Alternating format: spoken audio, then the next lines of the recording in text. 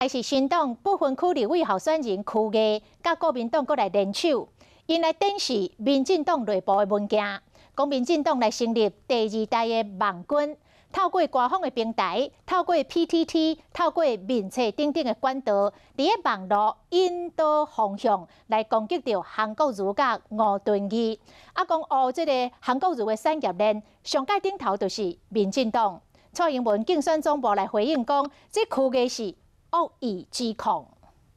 二代网军计划里面就成立了一家很重要的公司，叫做深口袋行销公司。佮提出民进党内部文件，新党不分区立委候选人区议甲国民党副秘书长蔡正元张显耀，讲立赢伫去年大败了后，成立二代网军。深口袋行销公司的负责人是谁？键盘大魔王另想好。二代网军之前就到民进党中央报告给蔡英文以及蔡英文以下民进党的高层。黑韩产业链就是二代网军做出来的。区议表示讲，二代网军利用政府官方平台，透过网络成立甲接管面册专业，操弄公论，攻击拿赢国民党总统候选人韩国瑜以及国民党主席吴敦义。我现在回问蔡英文一句话：你认为台湾价值就是靠抹黑抹红、控制媒体、控制记者、带风向、